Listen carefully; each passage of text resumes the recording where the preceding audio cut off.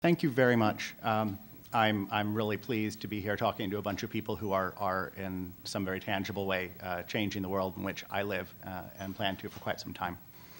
I'm not one of those people who goes out and does that. I don't have great vision about how I'm going to change the world, really. Well, except that I recognize that individuals around me are what make that happen in favorable ways.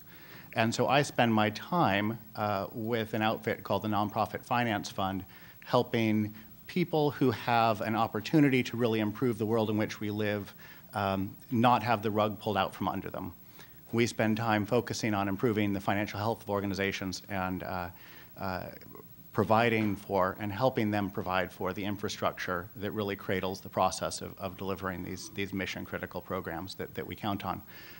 And recently that has been I've been fortunate enough to be included in doing some work around some of the media organizations in this room who I think are doing phenomenal things. Specifically, we believe that institutions need dollars to persist. I guess I would look around the room and ask all of those of you who are currently spending a significant portion of your time working on public media issues as defined by the FAQs, would you raise your hand, please? Is that everybody?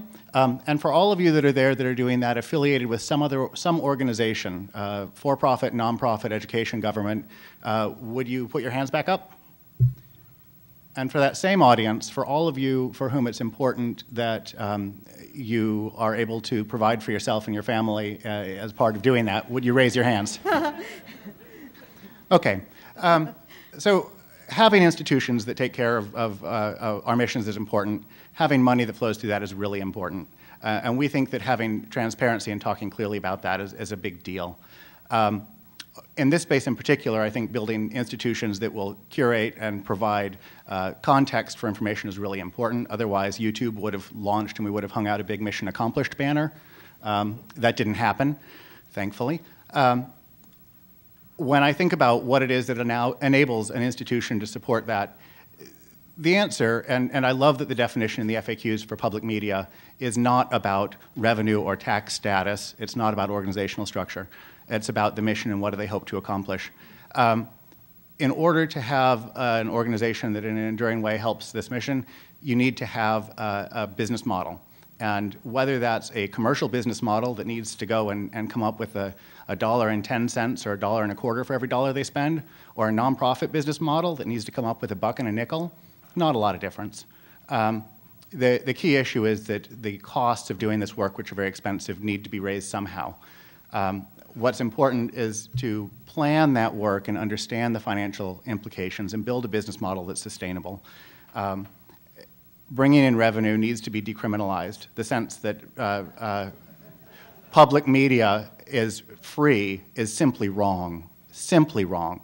And I don't care if that decriminalization is about the fundraising activities that go on with foundations or if it's about advertising. Admittedly, I'd be offended if Pfizer was sponsoring factcheck.org. I guess when I think about advertising, there are many ways that can happen, some of which interrupt mission, some of which don't. I don't have any particular preference about which revenue source supports organizations and media. I guess there's good news and bad news. The good news is that the rules in media seem to be changing every few years and really, really rapidly. The bad news is that when I look around today at the organizations where we've had a touch, and the organizations I see in the press, there are really only 4 ways that media companies that I see operating in the internet space in the digital era make money.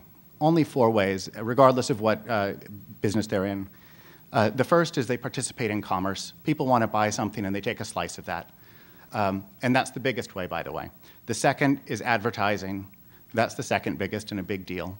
The third is that they get specific support to say what they're going to say by people who have a vested interest in their saying it.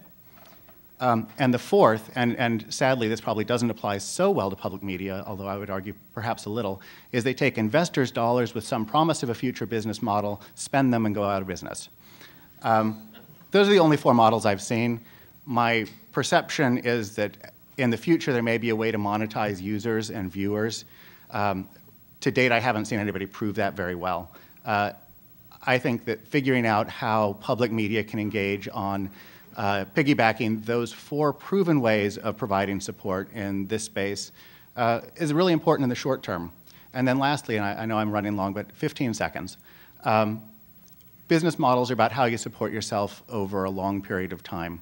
It takes a while to get from here to there. There's a really important role to be played in funding organizations that move from point of concept and proof of concept to being able to execute on their business model at scale. I would love to see people who are changing the public media space be able to have lucid conversations about where they are on that trajectory, the way that dot-coms did for a while when you figured out whether they were flaming out or going somewhere transformational, and being able to talk about how to capitalize that risk and separating that from ongoing support.